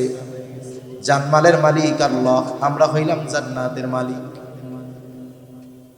কেনা বেচা হয়ে গেছে। আমার জান্নাত আল্লাহ তাআলার কাছে, আল্লাহর জানমাল আমার আপনার কাছে। এখন এইটা আমার আপনার কাছে আমানত। আমানতের জিনিস দ্বারা উপকার হাসিল করা যায় না। কেউ যদি 500 টাকার একটা ছেঁড়া নোট আমার আপনার কাছে দিয়া বলে, হুজুর এইটা আমানত, আপনি যদি চিন্তা করেন এর বাজারে ভালো মাছ উঠছে, টাকা তো আর নাই, এই 500 টাকা ছাড়া এই টাকাটা দিয়ে মাছটা কিনে নিয়ে যাই, বাড়ির থেকে আরেকটা 500 টাকার নোট তাকে দিয়ে দিব, হবে না। কারণ যেই বস্তুটা আমানত রাখবে, আমানতটা হুবহু ওই বস্তুটাকেই রাখতে হবে, ওইটাকেই সংরক্ষণ করতে হবে। এখানে টাকার পরিমাণটা আমানত না, বরং ওই নোটটাও আমানত। এখন জানমাল ব্যবহারের মূলত অনুমতি নাই, আমানত যেহেতু। তবে আল্লাহ তাআলা দয়া করে এটা আমাদের ব্যবহারের অনুমতি দিয়েছেন, এই জন্য এটা আমাদের জন্য একটা নেয়ামত। তবে ব্যবহারের একটা পরিধি আল্লাহ তাআলা দিয়ে দিয়েছেন। এই জানমাল এই পরিধির বাইরে ব্যয় করা যাবে না। জান বলতে কি? আমার শ্রম, মেধা, বুদ্ধি, পরিশ্রম, এগুলো জান। এখন আমি আপনি আমার আপনার জানের দ্বারা জান ব্যয় করে, শ্রম ব্যয় করে, মেধা ব্যয় করে ভালো কাজ করি, দ্বীনি কাজ করি, মানব কল্যাণে কাজ করি, কোনো অসুবিধা নেই। প্রয়োজনে দ্বীনের জন্য জীবন উৎসর্গ করে দেওয়া, এটা তো আরো ভালো। সম্পদ মাল ব্যয় করেন, ভালো খাইতে মন চায় খাই, পড়তে মন চায় পড়ি, অসুবিধা নেই। এমনকি নবীজি জানিয়ে দেন, পরিবারের জন্য যেটা ব্যয় করা হয় ওটাও সাদাকা। তবে অপচয়, অপব্যয় করা যাবে না। যদি অমুসলিমেরও যদি সহযোগিতার দরকার হয়, আপনি মাল থেকে অমুসলিমকে টাকা দেন চিকিৎসার জন্য, খাবার কেনার জন্য, পোশাক কেনার জন্য, অসুবিধা নেই। কিন্তু ওই মাল থেকে একটা টাকাও এমন কাজে ব্যয় করা যাবে না যেই কাজটা অন্যায়। যদি কেউ করে তাহলে সে জানমালের খেয়ানতকারী বলে সাব্যস্ত হবে। শরীয়তের বিধিবিধান আমাদের উপরে আমানত। আল্লাহ তাআলা কোরআনুল কারীমের মধ্যে বলেন, ইন্না আরাদানাল আমানাতা আলাস সামাওয়াতি ওয়াল আরদি ওয়াল জিবাল ফাআবাইনা আন ইয়াহমিলনাহা ওয়া আশফাকনা মিনহা ওয়া হামালাহাল ইনসান। আল্লাহ তাআলা বলেন, আমি এই আমানত আসমানের কাছে, জমিনের কাছে, পর্বতের কাছে পেশ করলাম। তারা প্রচণ্ড ভীত সন্ত্রস্ত হয়ে গেল, এই আমানত বহনে অস্বীকৃতি জ্ঞাপন করলো। ওয়া হামালাহাল ইনসান, মানুষ এই আমানত বহন করলো। কি সেই আমানত? মুফাসসিরিনে কেরাম বলেন, সেই আমানত হলো কোরআন। কেউ কেউ বলেন শরীয়তের সকল বিধিবিধান, একই কথা। তাহলে এই কোরআন তথা শরীয়তের যত হুকুম আহকাম আছে সব আমাদের উপরে আমানত। কেউ যদি আল্লাহ তাআলার আদেশ নিষেধ অমান্য করে, নিঃসন্দেহে সে খেয়ানতকারীদের অন্তর্ভুক্ত হয়ে যায়। সন্তান সন্ততি আমানত, অঙ্গ প্রত্যঙ্গগুলা আমানত, হাত পা চোখ কান আমানত। বলে এর খেয়ানত কেমনে হয়? বলে অঙ্গ প্রত্যঙ্গের গুনাহ করার মাধ্যমে অঙ্গ প্রত্যঙ্গের খেয়ানত হয়।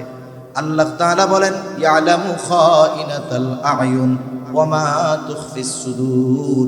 আল্লাহ তাআলা বলেন, তিনি জানেন তোমরা চোখের কি খেয়ানত করো, শুধু তাই না অন্তরে কি লুকায় রাখো, অর্থাৎ অন্তরের কি খেয়ানত করো সেটাও যিনি জানেন তিনি কে। এই কয়েকটা বিষয় আমরা মনে রাখি। কষ্ট হচ্ছে নাকি আপনাদের?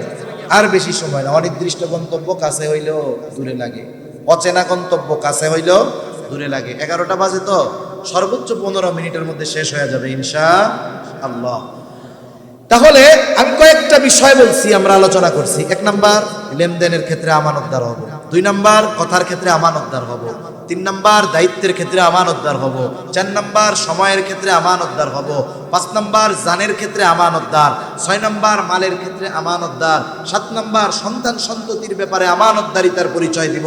8 নাম্বার, শরীয়তের হুকুম আহকাম বিধিবিধানের ব্যাপারে আমানতদার হব। 9 নাম্বার, আমার অঙ্গ প্রত্যঙ্গের ব্যাপারে আমানতদার হব ইনশাআল্লাহ। বলেন জোরে বলেন না ইনশাআল্লাহ। অরিজিনাল ইনশাআল্লাহ বলছেন তো, নাকি নার বদলে ইনশাআল্লাহ কইছেন? এ দুনিয়ার মানুষ বাঙালি বহুত চালাক। এক তাবলিগওয়ালা এক গ্রুপ গেছে মসজিদ থেকে গাছতে বের হইছে, এখন এক গ্রুপ দেখাই দিছে ওই যে ওদের এসএসসি পরীক্ষা শেষ হয়েছে, 3 মাসের টাইম আছে, একটু দেখেন তাশকিল করে টইরা 1 চিল্লা 2 চিল্লা 3 চিল্লায় নেওয়া যায় নাকি। এখন যার যে কাম সে তো সেই কামেই খুঁজে কয় পাইছি। এবার দল বল নিয়ে পোলাপান একটারে ধরছে, একটাকে দৈরা তাশকিল করতেছে যে আল্লাহর রাস্তায় যাওয়ার জন্য দীর্ঘ সময়। ও লজ্জায় নাও কইতে পারে না, আবার কয় যদি হাঁ কইয়া দেই তাহলে তো বিপদ, চুপ করে বইয়া রয়েছে খালি ওয়াজ চলে। ওপাশ দিয়ে খেলাধুলা বন্ধ, আর একজন ওর কানের কাছে গিয়ে কয় তোর জীবনেও ছাড়বে না, তাড়াতাড়ি ইনশাআল্লাহ কর। তুই যাস আর না যাস এটা হলো পরের হিসাব, আগে ইনশাআল্লাহ কইয়া বাস। তার মানে অনেক মানুষ, কাছের মানুষ, পরিচিত মানুষ এখন বলছে ভাই আমার এই কাজটা করে দাও, বন্ধু মানুষ তুমি, ও মনে মনে কয় তোর কাজ তো করবো না। এখন না যদি সরাসরি বলে তাহলে একটা খারাপ বিষয় না, কয় ইনশাআল্লাহ। আবার পাবলিকও বোঝে যে বাঙালি ইনশাআল্লাহ কইলে বিশ্বাস পাই, এই জন্য আবার কয় ভাই সত্যি সত্যি করবেন তো, ভাই সত্যি সত্যি করবেন তো। তাইলে বোঝেন ইনশাআল্লাহর যে আজমত, ওজন, আমরা এর অপব্যবহার করে কোথায় নিয়ে গেছি যে ইনশাআল্লাহ বলার পরে একটা মানুষের দৃঢ় বিশ্বাস হওয়ার কথা ছিল যে এই লোকটা তার সর্বস্ব দিয়ে প্রচেষ্টা করবে, আল্লাহ যদি তৌফিক দেয় হবে। আর আমরা ইনশাআল্লাহ বললে আগে সন্দেহ করে, মনে হয় করবে না। ওই ইনশাআল্লাহ কইছেন না অরিজিনালটা কইছেন? আল্লাহ আমাদের তৌফিক দান করেন, আমিন। তাহলে আল্লাহ তাআলা এই আয়াতে নির্দেশ দিয়েছিলেন কয়টা? সামগ্রিক কথা হলো 1 নাম্বার আমানতদার হও, 2 নাম্বার ওয়া ইযা হাকামতুম বাইনান নাসি আন তাহকুমু বিল আদল, আর তোমরা যখন মানুষের মধ্যে বিচার আচার করবা, ন্যায় বিচার করবা। বিচারক শুধু কোর্টে থাকে না, ঘরেও কিন্তু থাকে। আমরা প্রতিটা মানুষ জীবনের কোনো না কোনো সময় বিচারকের ভূমিকা পালন করা লাগে। অনেক সময় দেখা যায় 2 সন্তানের মধ্যে দ্বন্দ্ব, বিচারক হইল বাপ।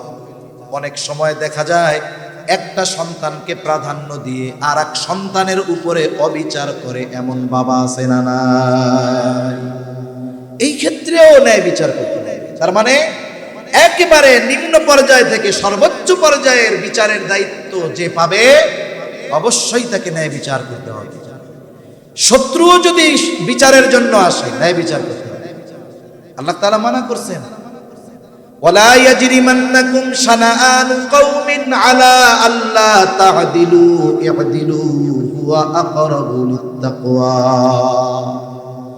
কোন কওমের প্রতি যদি বিদ্বেষ থাকে, এই বিদ্বেষের কারণে তাদের উপরে অবিচার করার সুযোগ নাই। আল্লাহ তাআলা এই জায়গায়ও ন্যায় বিচার করার নির্দেশ দিয়েছেন।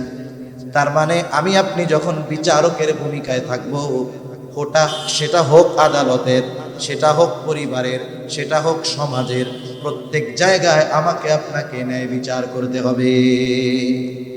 আফসোসের বিষয় হলো আমরা আমানতদার শাসক চাই, কিন্তু আমাদের মধ্যে আমানতদারিতার গুণ নেই। আমরা ন্যায়পরায়ণ শাসক চাই, আমাদের মধ্যে অন্যায়ের অভাব নেই। তাইলে আমরা যেমন শাসক তো তেমন হবে। এজন্য আমরা যদি আমাদের মধ্যে পরিবর্তন না, কি হবে? বলে শাসকের চেয়ারে চেহারার পরিবর্তন হবে, মাগার চরিত্রের পরিবর্তন হবে না।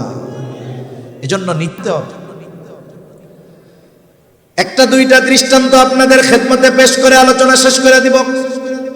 প্রথমত, ন্যায় বিচার করার এবং ন্যায় বিচার মানার উভয়টার মন মানসিকতা আমাদের থাকতে হবে। আমি যত পাওয়ারফুল হই না কেন, ন্যায় বিচার আমার বিপক্ষে গেলে আমাকে মেনে নেওয়ার জন্য প্রস্তুত থাকতে হবে।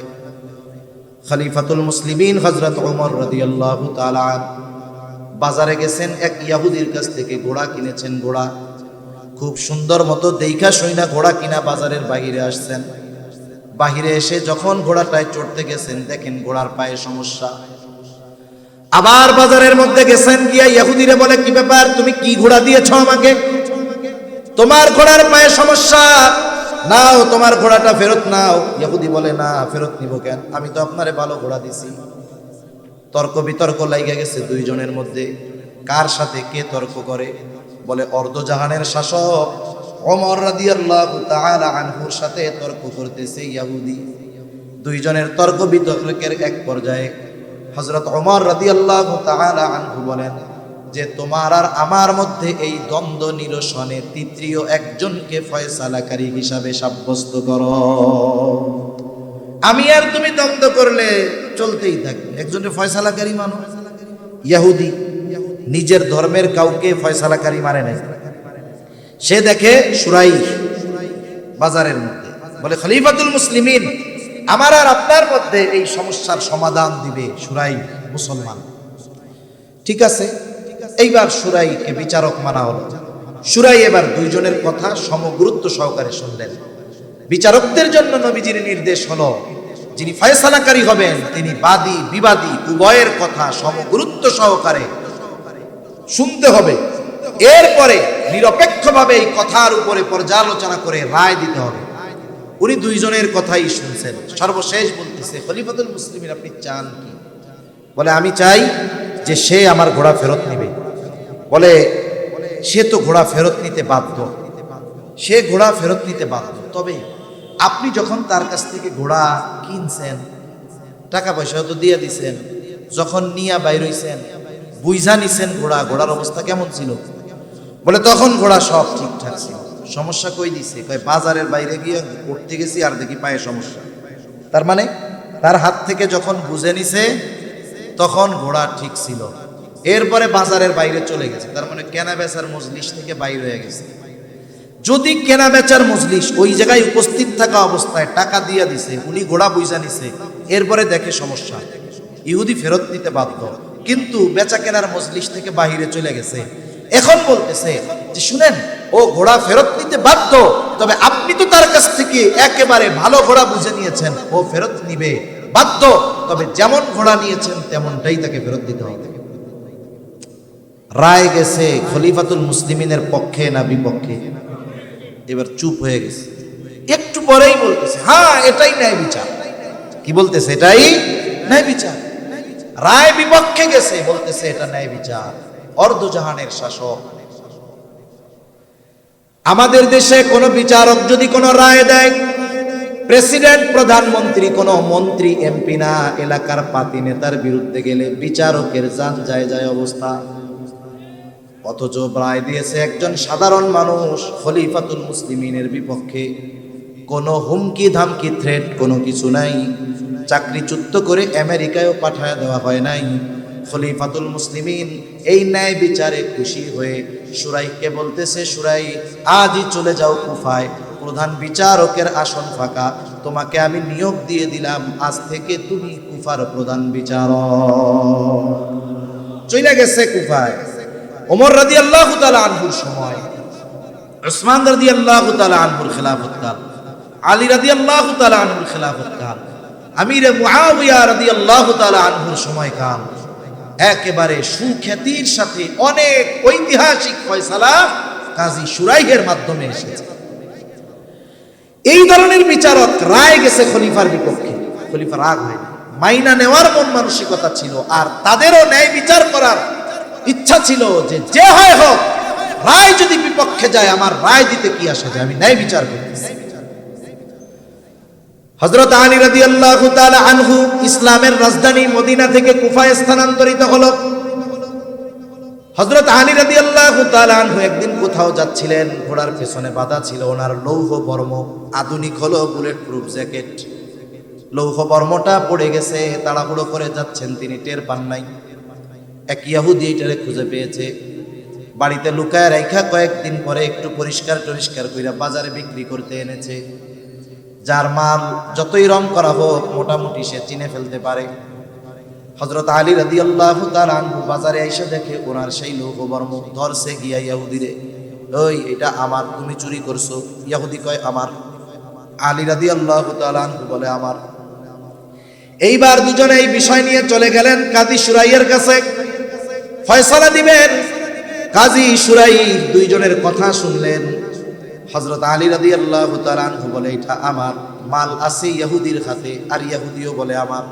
আলী রাদিয়াল্লাহু তাআলা আনহু দাবি করে আমার। এইবার এই দাবির সপক্ষে কমপক্ষে দুইজন সাক্ষী দরকার। কাজী সুরাই বলে, খলিফাতুল মুসলিমিন, এই লৌহ বর্ম যে আপনার, এই ব্যাপারে আপনার সাক্ষী আছে নাকি? বলে হ্যাঁ আছে।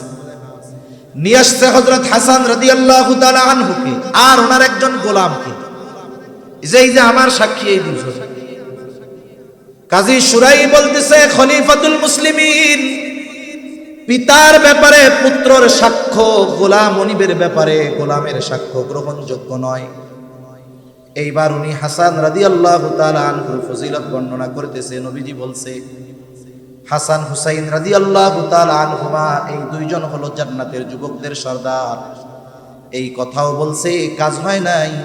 শুরাই তার বিষয়ের উপরে অটল, রায় চলে গেছে ইহুদির পক্ষে, খলিফাতুল মুসলিমিনের বিপক্ষে।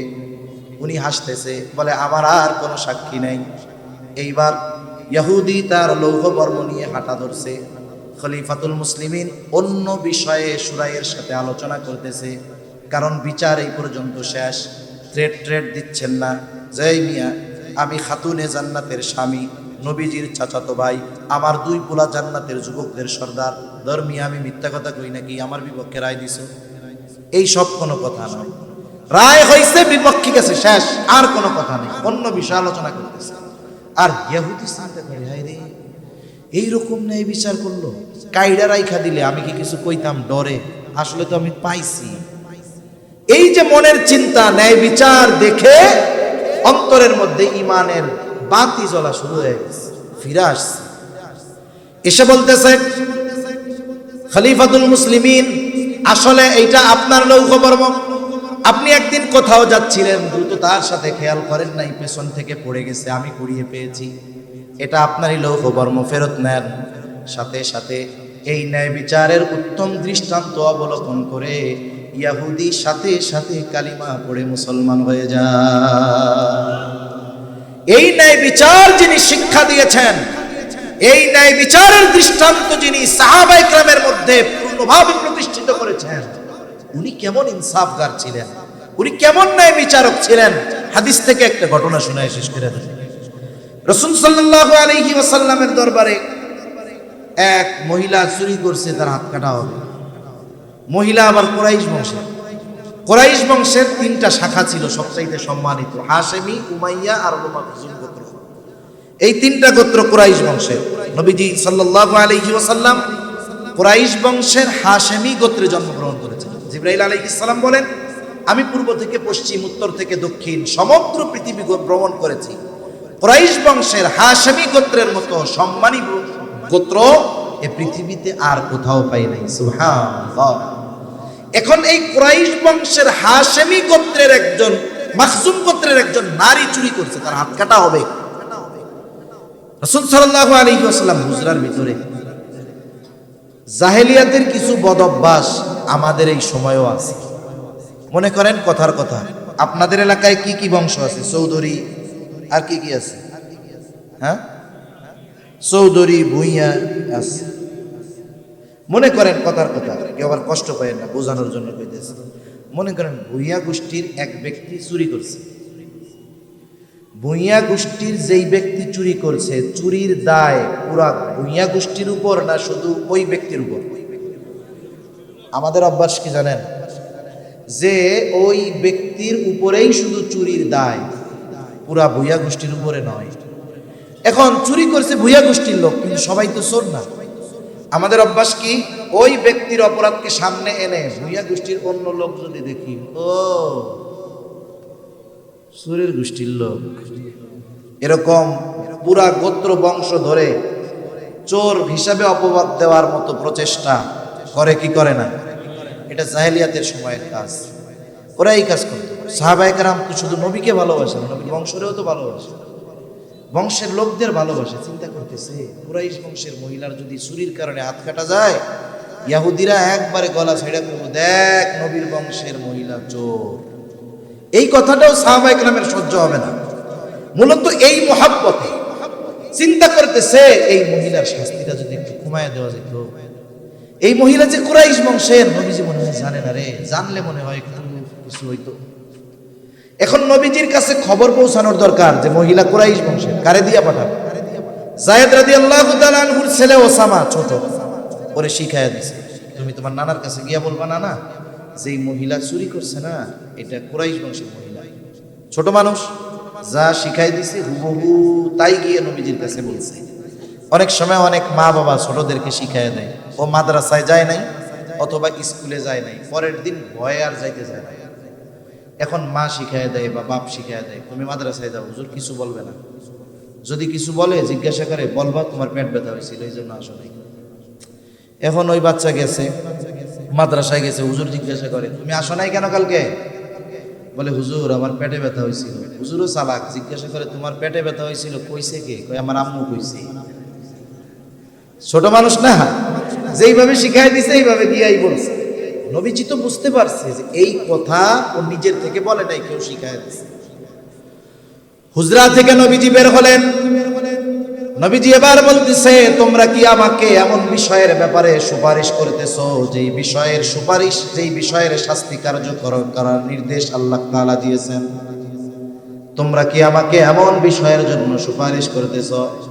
এইবার নবীজি খুতবা দিলেন, বলেন তোমাদের পূর্বে বহু সম্প্রদায়কে এই কারণে ধ্বংস করে দেওয়া হয়েছে যে তাদের মধ্যে যখন কোনো সম্ভ্রান্ত ব্যক্তিকে চুরির অপরাধে আটক করা হতো, এই যে সম্ভ্রান্ত ব্যক্তি চুরি করছে এই কারণে তাকে ছেড়ে দেওয়া হতো। সে সম্ভ্রান্ত ব্যক্তি, ওনরা এমপি মন্ত্রী ছিলেন, মানুষ মারছেন, এই জন্য জেলখানার থেকে বের হয় মাড়ওয়ালা পাঞ্জাবি গায়ে দিয়া, হাতের মধ্যে হাতকড়া নাই, পায়ের মধ্যে বেড়ি নাই, অথচ প্রকাশ্যে শত শত মানুষ হত্যার সাথে এরা জড়িত, কিন্তু এদেরকে হাত করা পড়ানো হয় না, একেবারে ভাঁজ করা মার দেওয়া পাঞ্জাবি বাবুর মতো জেলখানা থেকে আদালতে আনে। আর আমরা দেখেছি বিগত সময় ওলামা একরামকে বিনা অপরাধে আটক করা হয়েছে। একজনরে কেন জেলখানায় নিছে, আটক করছে, সেও জানে না যে কেন নিছে। যারা দৈরা নিছিল তারাও জানে না হুজুরে কেন ধরলাম। তার মানে বিনা অপরাধে জেলখানায় নিয়ে পায়ে বেড়ি, হাতে হাত করা, মাজায় লোহার শিকল পরায়া, বেঁধে বেঁধে রশি দিয়ে টেনে টেনে, মাথায় হেলমেট পরায়া, বুকে বুলেট প্রুফ জ্যাকেট পরায়া, কেমন যেন বিশ্বের সবচাইতে বড় অপরাধী এইভাবে নেওয়া হয়েছে শুধুমাত্র আলেম হওয়ার কারণে। আর ওই জালেমগুলো প্রকাশ্য মানুষ হত্যার মদতদাতা হওয়ার পরেও এদের ব্যাপারে কোনো ধরনের ব্যবস্থা গ্রহণ করা হচ্ছে না। যারা এখন রাষ্ট্রের দায়িত্বে আছে, ওরা যদি অপরাধীদের সাথে ওই ধরনের আচরণ না করে, তাদেরকে যদি রেসপেক্ট প্রদর্শন করে, নতুন আযাবের অপেক্ষা করতে থাকো। সেজন্য অপরাধীর সাথে কোনো বৈষম্য চলবে না, অপরাধের আলোকে তার সাথে ব্যবহার করতে হবে, কারণ এটা তার প্রাপ্য, এটার উপযুক্ত সে। ওই সময়ও করা হয়েছে সম্ভ্রান্ত মানুষ, এর কি চুরির অপরাধে শাস্তি দেওয়া যায়? সেটা দাও। আবার একই অপরাধে যখন কোন দুর্বল মানুষকে আটক করা হতো, তার উপরে হাদ কায়েম করা হতো, শাস্তি কায়েম করা হতো, শাস্তি দেওয়া হতো। নবীজি বলেন এই কারণে তোমাদের পূর্বে বহু সম্প্রদায়কে আল্লাহ ধ্বংস করে দিয়েছেন। নবীজি এইবার বলেন ওয়াইমুল্লাহ, আল্লাহর শপথ, লাউ আন্না ফাতিমাতা বিনত মুহাম্মদ সারাকাত লাকাতাতু ইয়াদাহা। নবীজি বলেন আল্লাহর কসম, মুহাম্মাদের কন্যা ফাতেমাও যদি চুরি করত অবশ্যই আমি তার হাত কেটে দিতাম। এইরকম ন্যায় বিচারের সবচাইতে উত্তম উপমা দৃষ্টান্ত রাহমাতুল লিল আলামিন রেখে দিয়েছেন। সেই জন্য আমানতদারিতা এবং এই ন্যায় পরায়ণতা, ইনসাফ, ন্যায় বিচার পরিপূর্ণভাবে যখন প্রতিষ্ঠিত না হবে, যতক্ষণ প্রতিষ্ঠিত না হবে ততক্ষণ পর্যন্ত পরিপূর্ণ শান্তি আসবে না। আর এই কোরআনুল কারীমের শাসন ব্যবস্থা যতদিন এই পৃথিবীতে প্রতিষ্ঠিত না হবে, আল্লাহর কসম যত তন্ত্র মন্ত্র আছে ওগুলোর দ্বারা পরিপূর্ণ আমানতদারিতা আর ইনসাফ পাওয়া যাবে না। আল্লাহ তাআলা এই দুই বিষয়ের আদেশ করে নিজের ওয়াজের প্রশংসা নিজে করতেছেন। একটু সময় বেশি হচ্ছে, শেষ আর মূল কথা শেষ। বল খেলায় ইনজুরি টাইম আছে না, 90 মিনিটের পরে 5 মিনিট আছে না, তাহলে সেই ইনজুরি টাইম চলতেছে ধরে। এখন আল্লাহ তাআলা নিজের ওয়াজের প্রশংসা নিজে করতেছেন। দেখেন, আমরা যদি আমাদের কাজের প্রশংসা আমরা করি, মানুষে বলবে এটা বেকুব, বোকা, এটার জ্ঞান বুদ্ধি নেই। কিন্তু আল্লাহ তাআলা নিজের ওয়াজ নিজে প্রশংসা করে বলতেছেন, ইন্নাল্লাহা নি'ম্মা ইয়া'iদুকুম বিহ। কতই না সুন্দর ওয়াজ আল্লাহ তাআলা করলেন। তার মানে এই দুইটা বিষয়ের নসিহতকে আল্লাহ তাআলা সুন্দর ওয়াজ বলে বলেছেন। কতই না সুন্দর ওয়াজ তিনি করলেন, আসলেও সুন্দর ওয়াজ।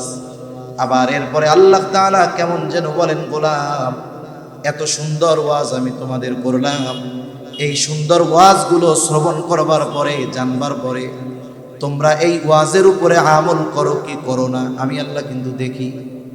এই ওয়াজ শ্রবণ করবার পরে কি আলোচনা সমালোচনা করো, আমি আল্লাহ কিন্তু তাও শুনি। কেন? বলে ইন্নাল্লাহা কানা সামিআন বাসীরা, নিশ্চয়ই আল্লাহ তাআলা সর্বশ্রোতা সর্বদ্রষ্টা। এই জন্য আজকে আমাদের প্রতিজ্ঞা হবে যে আমরা পরিপূর্ণ আমানতদার হব, ন্যায়পরায়ণ হব ইনশাআল্লাহ। আল্লাহ তাআলা আমাদের সকলকে আল্লাহ তাআলার বলা এই সুন্দর দুইটি গুণে গুণান্বিত হওয়ার তৌফিক দান করেন, আমিন। ওয়া আখিরু দাওয়ানা আনিল হামদুলিল্লাহি রাব্বিল আলামিন। আসসালামু আলাইকুম ওয়া রাহমাতুল্লাহি ওয়া বারাকাতুহু। আলহামদুলিল্লাহ। একটু সময় বসে হুজুর ইনশাআল্লাহ এখনই দোয়া করে দেবেন। দীর্ঘক্ষণ পর্যন্ত আমরা অত্যন্ত গুরুত্বপূর্ণ আলোচনা শুনতেছিলাম। আল্লাহ তাআলার কাছে দোয়া করব, আল্লাহ তাআলা যেন আমাদেরকে এই কথাগুলো অনুযায়ী পরিপূর্ণ